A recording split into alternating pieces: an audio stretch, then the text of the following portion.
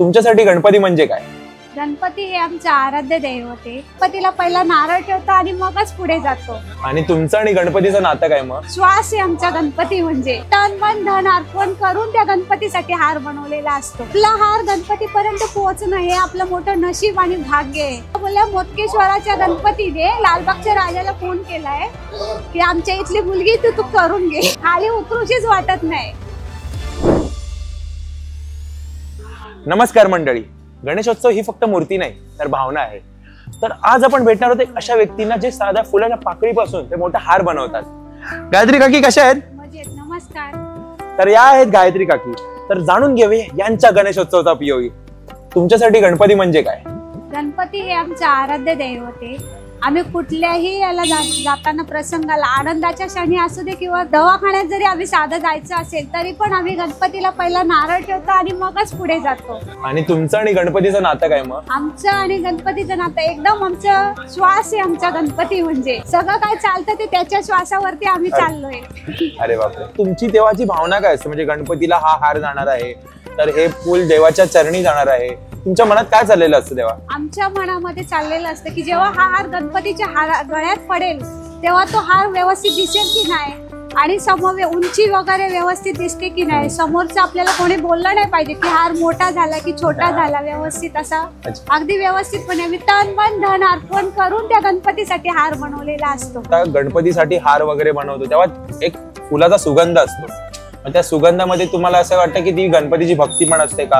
असतं. आपण देवाला मनापासून फुल आणि काही अर्पण केलं तर तो मान्य करतो. अरे तुम्ही बाप्पासाठी हार बनवतात, मग ते तुमच्यासाठी काय आहे? ते खरं तर आमचं कसरतीचं काम असतं. हार बनवणे, लिलीचा बनवायचा, गुलाबाचा बनवायचा किंवा मार्केटमध्ये वेगवेगळ्या प्रकारची फुलं नकली अवेलेबल असतात त्याच्यापासून पण बनवायचं असतं. पण तो गणपतीला जास्तीत जास्त शोभून कसा दिसेल अरे त्याच्यावर आमची कसरत मेहनत सगळं आम्ही तन मन अर्पण करून गणपतीला जास्तीत जास्त हार आपला कसा शोभून दिसेल त्याच्यावरती आमचं जास्त फोकस असतो.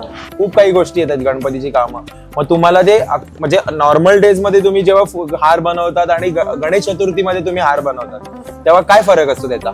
गणपतीच्या वेळेस आम्हाला जास्त ऑर्डर असतात आणि अशा रेग्युलर घरगुती असतात इतर सणाला वगैरे. पण गणपतीच्या वेळेस जे म्हणतो त्यातनं असं वाटतं आपला हार गणपतीपर्यंत जातो हे आमचं मोठं भाग्य आहे. मोठ्या भाग्याने आम्हाला ही ऑर्डर भेटलेली असते. अच्छा. फुलाचा सुगंध आणि बाप्पाची मूर्ती एकत्र पाहताना तुम्हाला काय फील होतं, म्हणजे काय वाटतं? तसं तर मनात आनंद होतो कारण कुठलीही गोष्ट गणपतीलाही फुलं आवडतात आणि मेन करून आपण आणलेली फुलं गणपतीपर्यंत जातात. जसं माणसाला स्प्रे आपण कुठेही जाताना स्प्रे अत्तराची गरज असते तसे गणपतीलाही फुलाचा सुगंध आवडतोच. गणपतीपर्यंत फुल पोहोचणे महत्वाचं आहे, त्याशिवाय तो शोभून दिसणारच नाही. बरोबर, एकदम परफेक्ट बोललात. म्हणजे तुम्हाला असं म्हणायचंय की गणपतीला हे अत्तर म्हणून आहे. अत्तर म्हणून आहे. एक आपण जसं माणूस बाहेर जाताना बॉडी स्प्रे मारतो तसं फुलांचा सुगंध हा गणपतीचा स्प्रेच समजायचा.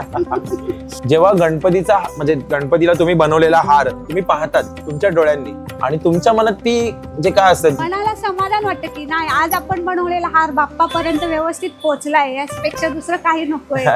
तो इमोशनल क्षण असतो की आनंद असतो एकदम. आज आपण बनवलेला हार व्यवस्थित झाला, व्यवस्थित दिसतोय, समाधान वाटतं मनाला. गणपतीपर्यंत हार पोहोचतो तेव्हा. अच्छा. जेव्हा तुम्ही आयुष्यात म्हणजे असं पहिल्यांदा सुरू केला हा व्यवसाय तेव्हा तुम्हाला पहिल्यांदा जेव्हा हार बनवतात तेव्हा ती फिलिंग काय होती, म्हणजे तेव्हा कसं वाटतं? असं मनामध्ये भीती होती की हार व्यवस्थित होईल की नाही, कोणी काय आपल्याला बोलतं की काय, छोटा होतो मोठा होतो.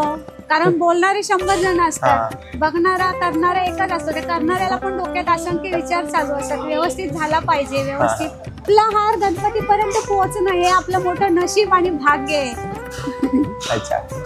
म्हणजे फुलापासून हारापासून गणपती बाप्पा हे तुमच्या सगळे कनेक्टेड आहेत असं म्हणायचं. सगळे कनेक्ट. हे हार बनवणं हे काम आहे की हे म्हणजे ही सेवा आहे? सेवा आहे. कारण आमच्याकडे आता गणपतीच्या वेळेसच नाही इतर वेळेस पण मंगळवारचे लोक येतात आमच्याकडे. 2-3 वेळा कॅन्सरचे पेशंट आले होते. अरे. टाटा मधनं. तिकडे त्यांचं अपॉइंटमेंट सोडून ते इथे येतात बिचारे. 11 हार एका वेळेस तो माणूस बनवेपर्यंत थांबतो. अच्छा. आणि आपण तो बोला ना 50 रुपये, आपण त्याला बोलायचं 40, तो बोलतो नाही तुमची रक्कम आहे ती तुम्ही घ्या. पण नाही आम्ही पण समजतो थोडंफार, आम्ही त्याला 10-20 रुपये कमी करतो आणि त्या रेटने तो माणूस एकेका वेळेस 11 हार घेतो. आमच्याकडे टाटा मध्ये जे पेशंट येतात ते अच्छा. ते आपली एक सेवा म्हणून आपण जाऊ दे, त्याच्या निमित्ताने आपल्याकडनं पुण्य जात आहे. बरोबर बरोबर, पुण्य कमवतात. तुमची बालपणाची आठवण सांगा, जेणेकरून तुम्ही या हार बनवणं म्हणजे थोडा एक बाप्पाच्या सेवाकडे तुम्ही ओढले गेलात. मी माझं माहेर नाशिकच आहे. मी नाशिकला मोटकेश्वराचं मंदिर आहे, पहिले मी तिथे जात होते. मग नंतर मला लग्न जमत नव्हतं, तेव्हा माझे जायची, रोज डेली जायची. तर तिथल्या फुलवाली आजी होती ना, त्या बोलल्या की तुझं लग्न जमलं का? नंतर थोड्या दिवसांनी जमलं. तर त्या बोलल्या कुठे जमलं? म्हटलं लालबागला. तर त्या बोलल्या मोटकेश्वराच्या गणपतीने लालबागच्या राजाला फोन केलाय की आमच्या इथली मुलगी तू करून घे. तुमचं येणं कुठेही गणपतीकडेच होतं. गणपतीकडेच होतं. काळ बदललाय, पहिल्याचा जरा वेगळा काळ होता, आताचा जरा वेगळा काळ आहे. लोकांना फुलं हार प्रकार वेगळे आवडतात. मग तुम्हाला काय फरक जाणवतो जुन्या काळात आणि आताच्या काळात? पहिले फुलांना एवढं महत्व नव्हतं आणि आताच्या काळात आहे, पण नकली फुलं आलीत बाजारात, पण त्याच्यापासून सुगंध येत नाही. त्याच्यामुळे सणावाराला आम्ही वेगवेगळ्या प्रकारचे हार बनवतो. शक्यतो गिराईक आमच्याकडे येतं कारण वेगवेगळ्या टाईपचे हार आमच्याकडे अवेलेबल असतात. अच्छा, आठवण असेल तुमची की जेणेकरून तुमच्या ती लक्षात राहिली हार वगैरे बनवून झाल्यावर वगैरे? हार बनवताना कधीतरी एखादं गिराईक असं येतं की माझ्याकडे एवढेच पैसे, किंवा आज माझ्याकडे पैसे नाही, मी उद्या देते तुला. मी देते, जाऊ दे. त्यांनी जरी पैसे नाही दिले पण देवापर्यंत आपला हार पोहोचतो, याला महत्व. अच्छा. नंतर आठवणीने कधी कोणाच्या लक्षात राहिलं तर आणून देता, पण तोपर्यंत आपल्या डोक्यातनं गेलेलं असतं की आपण याला हार दिला होता, आपले पैसे घेणं बाकी. तुमची अशी होड की मी हार बनवणार, ती कशी ओढ लागली मला प्रॉपरली सांगू शकतात? सुरुवातीला माझ्या धीराने हा व्यवसाय चालू केला होता, नंतर ते पुण्याला शिफ्ट झाले, पण ते फक्त बोलले की तू सांभाळ. मग नंतर आम्हाला जसं काम मिळत गेलं तशी ओढ लागत गेली गणपती बद्दल पण, आणि सगळ्यांना व्यवस्थित सगळ्यांच्या घरी हार देण्याची. नाही गेलं की फोन येतात. अरे, तुमचं आता नातं कसं आहे गणपती बद्दल? तुम्ही आता आता तुम्ही खूप जवळचे आहेत गणपती बरोबर. तुम्हाला आनंदात आणि दुःखात हे तुम्ही कसं बोलता त्यांच्याशी? आनंदामध्ये मी सांगितलं ना मगाशी, जेव्हा आमचा हार किंवा आमच्या याच्या वेळेस गणपतीच्या वेळेस पान सुपारीचा कार्यक्रम असतो, त्यावेळेस जेव्हा आम्ही शेवटचा बुके असतो तो बनवतो, तो गणपतीच्या हातावर गेल्यावर जो आनंद असतो मनावरती आणि समाधान वाटतं की नाही आज आपल्या गणपतीला बुके गेला हातामध्ये, तो एक वेगळं समाधान असतं. मला हे जाणून घ्यायचं की त्यांची भक्ती कशा वेगळ्या प्रकारे करतात? भक्ती म्हणजे असं गणपती येणार म्हटल्यावर आतून रुकरुक लागलेली असते. आता गणपती आलं, मला हे करायचंय ते करायचंय, गणपतीला एवढे मोदक करायचे, असं करायचं. तुमचं प्रेम या प्रकारे आहे. या प्रकारे गणेशोत्सव तुमची भक्ती असते आणि तुमचं हार बनवणं हा व्यवसाय, मग तुम्ही ह्याच्यामध्ये समतोल कसे बांधतात? मार्केटमध्ये फुलांचे दर हे गगनाला भेटलेले असतात, तरी पण आम्ही मंडळाचे मानस सचिव सुधीर भाऊ साळवी, अध्यक्ष बाळासाहेब कांबळे आणि अशोक पवार यांच्याशी आम्ही बोलून, भले आमचं कितीही फुलांचं हे रेट वाढू दे, पण आम्ही त्यांच्याशी कमी जास्त करून आम्हाला ती ऑर्डर काही करून मिळवायची असते आणि गणपतीपर्यंत आमचा हार पोहोचवणं हे आमचं एक ठरलेलं असतं. त्याच्यामुळे आम्ही कितीही मार्केटला दर असला, भले आम्हाला 2 पैसे नाही भेटले तरी चालेल, पण आपल्याकडनं सेवा होते या हिशोबाने आम्ही त्या तिघांशी पण आम्ही बोलतो. आणि ते बोले ना एवढे कमी कर, हा आम्ही एवढे कमी करतो, पण आम्ही ते घेतो. तुम्हाला त्याच्यामध्ये काय वेगळे पण वाटतं? म्हणजे असं तुमचा हार आहे गणपतीमध्ये आणि बाकीच्यांचा हार आहे, तुम्हाला त्याच्यामध्ये काय डिफरन्स, म्हणजे काय फरक पडतो?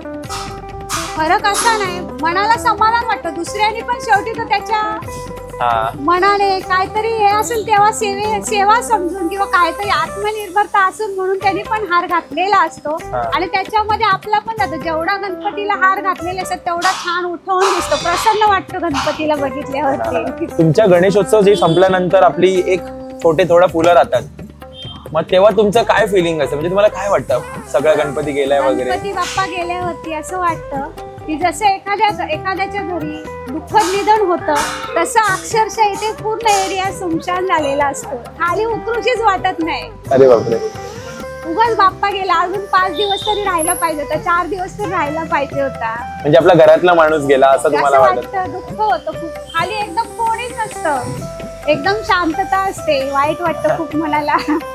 मग तेव्हा तुमची जी उरलेले फुलं असतात ते त्यांच्याकडे बघून तुम्हाला काय वाटतं, ते कसं वाटत होतं?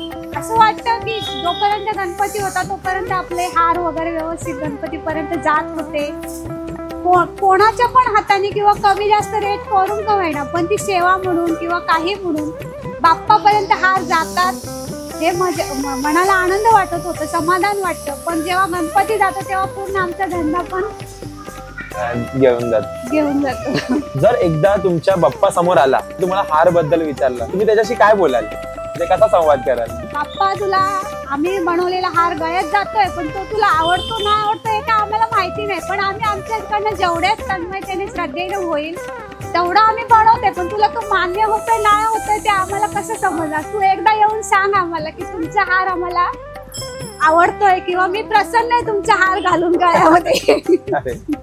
बरोबर. तुम्ही एवढा सगळा व्यवसाय वगैरे केला, तुमचा फुलापासून ते म्हणजे गणपतीच्या पायापर्यंत तुमचा फुल पोचतं, म्हणजे तुमची श्रद्धा डायरेक्ट पायापर्यंत देवाच्या पोचते. मग तुम्ही ह्याला एका लाईनीमध्ये कसं घेऊ शकतात? म्हणजे गणेशोत्सवचा पीओ आपला जसं पण टायटल आहे, तर त्याला कसं देऊ शकतात? फुलांच्या पाकळीपासून ते गणपतीच्या मोठ्या हारापर्यंत हा होता माझ्या गणपतीचा गणेशोत्सवाचा पीओबी. तर यांच्याशी बोलून मला खूप काही शिकायला मिळाले. फुलं कोमेजतात, भक्तीचा सुगंध नेहमी कायम राहतो. गणपती फक्त घरात नाही राहत, तर ते प्रत्येक श्रद्धेत, प्रत्येक फुलात आणि प्रत्येकाच्या मनाच्या प्रार्थनेत राहतात.